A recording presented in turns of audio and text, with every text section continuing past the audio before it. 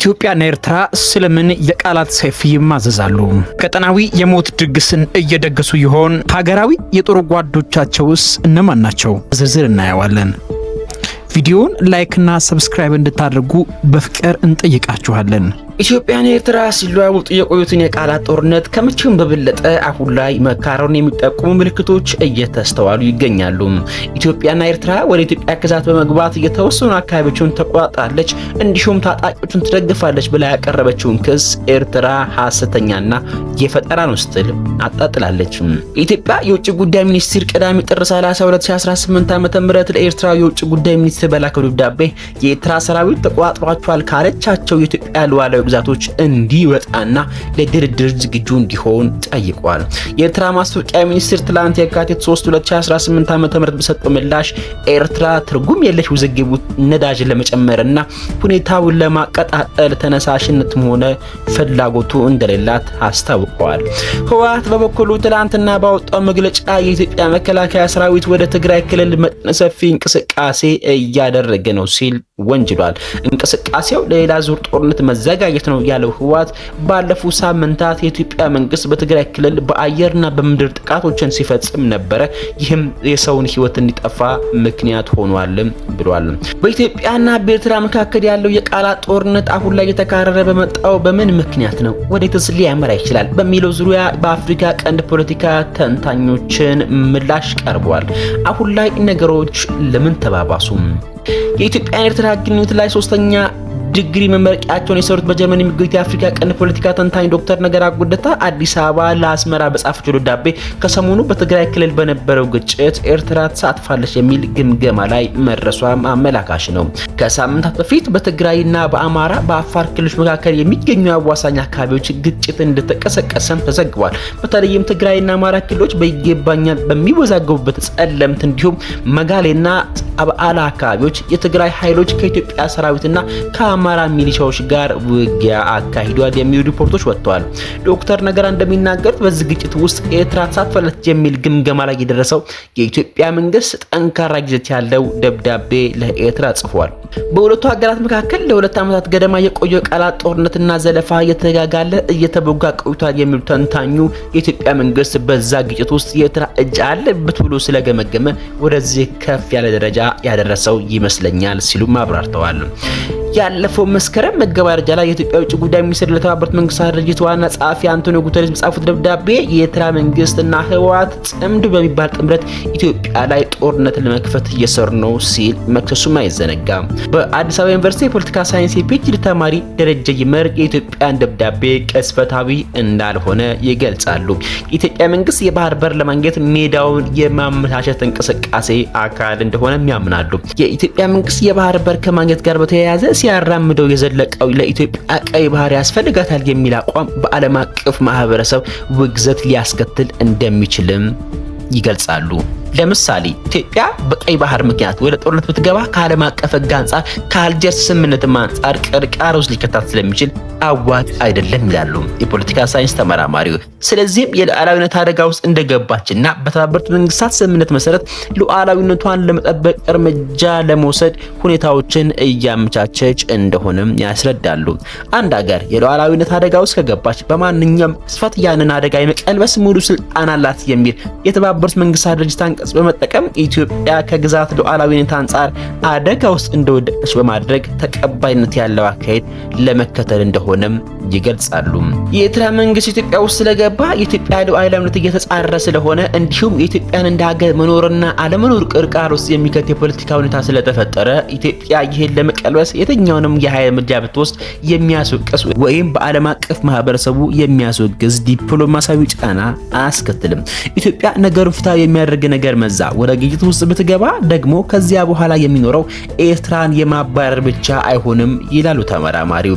የኢትዮጵያ መንግስት ከዚህ ቀደም በአልጀርስ ስምምነት የተፈጠረው ታሪካዊ ስህተት መደገም የለበትም የሚል አቋም ሲያራምድ እንደመቆየቱ ግጭት ከተነሳ በኋላ ቀይ ባህር ወይም አሰብን ያካተተ አዲስ ስምምነት ከኤርትራ ጋር ለመፈራረም የሚያስችል የፖለቲካ ማዕቀፍ እንደሚያገኝም ያስረዳሉ። ስለዚህም ኢትዮጵያ ለኤርትራ የተላከው ደብዳቤ ቅጽበታዊ ውሳኔ ሳይሆን በደንብ ታስቦበት የተላከ ነው የሚል አስተያየትም አላቸው። በትግራይ ጦርነት ሰራዊቶቻቸውን አንድ ላይ ያሰለፉት ኢትዮጵያና ኤርትራ ከፕሪቶሪያው ስምምነት ወደ የገቡት መቃቃር የኢትዮጵያ መንግስት የባህር በር ጥያቄ ጋር በተያያዘ የበለጠ ተጋግሏል። ጠቅላይ ሚኒስትር አብይ አህመድ ጥር 26 ቀን 2018 ዓ.ም በህዝብ ተወካዮች ምክር ቤት ባደረጉት ንግግር ኢትዮጵያ የባህር በር በባሌም ሆነ በቦሌ ማግኘቷ አይቀርም ማለታቸው ይታወሳል። የኢትዮጵያ መንግስት በተለያዩ አጋጣሚዎች የቀይ ባህር ጉዳይ ሲያነሳ ቆይቷል። የኤርትራ መንግስት ከቀይ ባህር ጋር በተያያዘ የተደረጉ ንግግሮችን ቅዠት በሚል ማጣጣሉ አይዘነጋም። ያለፈው ጥር ወር በባቻ ላይ የኢትዮጵያ ፌዴራል ፖሊስ ከኤርትራ በአማራ ክልል ለሚንቀሳቀሱ ታጣቂዎች የተላኩ በሺዎች የሚቆጠሩ ጥይቶችን ያስኩ ማለቱን ተከትሎ ኤርትራ የጠቅላይ ሚኒስትር አብይን መንግስት ጦርነት ለመጀመር ሰበብ እየፈለገ ነው ብላለች። ለንደን የሚገኙ ምስራቅ አፍሪካ ፖለቲካ ተንታኝ አብዱራህማን ሰይድ አቡ ሐሺም የሁለቱን ሀገራት ደብዳቤና መግለጫ ልውውጥ ወደ መጠራጠርና ውጊያ የሚያመራ ነው ይላሉ። ኢትዮጵያ የኤርትራ ወታደሮች ግዛቷ እንደሚገኙ ብትገልጽም በየትኞቹ አካባቢዎች ላይ እንደሚገኙ ግልጽ አለመደረጉ ትንኮሳ እንደተፈለገ እንደሚያሳይ ያምናሉ። እውነት ያለው ቢሆን የትኞቹ አካባቢዎች እንደሆኑ ተለይተው በሽምግልናና በንግግር መፍታት ይቻል ነበር። በኤርትራ ላይ ውጊያ በሚከፈትበት ጊዜ እንደዚህ አይነት ጉዳዮች እንዳሉ ለማስመሰል ነው ሲሉም ይገልጻሉ። የቀይ ባህር ጥያቄ የሁለቱ ሀገራት መካረር የራሱ ሚና እንደተጫወተ ጠቅሰው ጥያቄው በኤርትራ ሉዓላዊነት መሬት ላይ ለመግባት ከሆነ ማንኛውም ሀገር የሚቀበለው አይደለም ይላሉ። መካረሩስ ወዴት ያመራል ይላሉ። አሁን ያለው መካረር ወዴት ያመራ ይችላል በሚል ጠየቁት ዶክተር ነገራ የለየለት አስከፊ ጦርነት የመፈጠር ድሉ አነስተኛ ወይም ለስ ላይክሊ ቢሆንም ፈጽሞ የማይሆን ወይም አንላይክሊ ሊባል ግን እንደማይችል ይናገራሉ። ከዚህ ቀደም በባድመ ጦርነት እንደነበረው ግንባር ለግንባር አየር ለአየር የመዋጋት እድሉ አነስተኛ ነው የምንለው ላሁን ነው። በጊዜ ሂደት ከሁለት ዓመት በኋላ ወይንም መሃል ላይ ስህተት ከተፈጠረ ጦርነቱ ሊፈነዳ ይችላል። የአልጀርስ ስምምነት ከተፈረመ አንስቶ ጠቅላይ ሚኒስትር አብይ አህመድ ወደ ስልጣን እስከመጡበት ጊዜ ድረስ ያለው ሰላምም ጦርነትም ያልነበረበት ወቅት በማጣቀስ አሁን ላይ ሁለቱም ሀገራት አንዳቸው ሌላኛቸውን አማጽያን በመደገፍ ቀዝቃዛ ጦርነት ውስጥ እንደሆኑ ያስረዳሉ። ኢትዮጵያ የኤርትራ ወታደሮች ሉዓላዊ ግዛቷን ጥሰው በኃይል የተቆጣጠራቸውን ስፍራዎች መኖራቸውን ስትገልጽ ያሁኑ የመጀመሪያው አይደለም።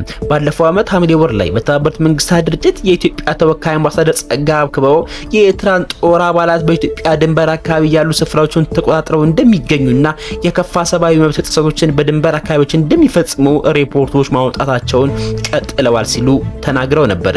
ኢትዮጵያን ኤርትራ መንግስት ሉዓላዊነቷንና ድንበራን ከመጣስ እንዲቆጠብ በተደጋጋሚ ጥሪ ማድረጉን በተገልጸም ጥሰቶቹ መቼ እንደተከሰቱ በግልጽ አልተመለከተም። ኢትዮጵያ በአሁኑ ደብዳቤ የኤርትራ ወታደሮች የኢትዮጵያን ሰሜን ምስራቅ ድንበር ከዚህ ቀደም ከተቆጣጠሩት አካባቢ የበለጠ ዘልቀው እንደገቡ ከሳለች።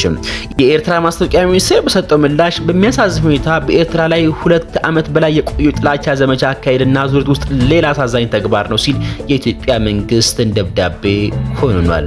የፖለቲካ ሳይንስ ተማሪው ደረጃ በኢትዮጵያ በኩል ሶስተኛ አደራዳሪ ወገን እንዲገባ ፍላጎት እንዳለም ይገምታሉ። ሶስተኛ አደራዳሪ አካል በሚገባበት ጊዜ ጉዳዩ የድንበር ብቻ አይደለም። ከዚህም ቀደም ከተለያዩ ወገኖች አሰብ ወይንም ቀይ ባህርን ያካተተ አዲስ ስምምነት መፍጠር አለበት የሚሉ ብዙ ጫናዎች ሲደርሱ ነበር ሲሉም ያብራራሉ። ወደ አልጀርስ ስምምነት የተገባው ዋጋቸው ወይም ህጋዊነታቸውን የወደቁ የቅኝ ግዛት ውሎች ተይዘው ነው። የኢትዮጵያ መንግስት የታሪካዊ ስህተት እንዳይደገምና ስምምነቱን በህጋዊነት ዋጋ እንደሌለው አጽንኦት ተሰጥቶታል። በሶስተኛ አካል በኩል ከኤርትራ ጋር ድንበሩ ያካተተ አዲስ ስምምነት እንዲኖር ይፈለጋልም ሲል ያብራራል። ኢትዮጵያ ከጦርነት ያልተናነሰ መወጣጠር እንዲፈጠር ጫና በመፍጠር የሶስተኛ ወገን ጣልቃ ገብነት እንዲኖር ማድረግ እንደምትሻም ያክላሉ። ዶክተር ነገራ የሁለቱ ሀገራት መካረር ወደ ታሪካዊ ግጭት ቢያመራ ጦርነቱ የኢትዮጵያና የኤርትራ ብቻ አይሆንም፣ ቀጠናዊ ይሆናል፣ አስከፊም ይሆናል ሲሉ ያስጠነቅቃሉ። በአንድ በኩል ግብጽና ሶማሊያ የኤርትራ መንግስት ሲደግፉ፣ በሌላ ወገን እስራኤልና የተባበሩት አረብ ኤሚሬቶች ኢትዮጵያን እንደሚደግፉ ይናገራሉ። በሌላ በኩል ኢትዮጵያና ሳውዲ አረቢያ ጋር የነዳጅ ግብይትና የኢንቨስትመንት ትስስር ቢኖራትም የተባበሩት አረብ ኤሚሬቶች በኢትዮጵያ ወገን መሰለፍ ወደ ኤርትራ መንግስት ፊቷን እንድታዞር ሊያስገዳት እንደሚችል ዶክተር ነገራ ያክላሉ። የምስራቅ አፍሪካ ፖለቲካ ተንታኝ አብዱራህማን ከዶክተር ነገራ አስተያየት ጋር የሚመሳሰል እይታ አላቸው። የግጭት ከተጀመረ በኢትዮጵያና በኤርትራ መካከል ተወስኖ የሚቀርም አይሆንም ይላሉ። ሌሎች ሀገራትም ይህን አጋጣሚ እንደ ዕድል ተጠቅመው ጣልቃ ገብተው ፍላጎታቸውን ለማስጠበቅ ለመንቀሳቀስ ይገደዳሉ ይላሉ።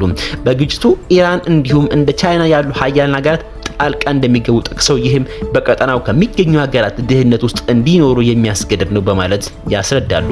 ከዚህም በተጨማሪ እንደ ኢትዮጵያ፣ ሱዳንና ሶማሊያ ያሉ ሀገራት ወደ መበታተን የሚያመራ ግጭት ሊሆን እንደሚችልም ይነገራሉ።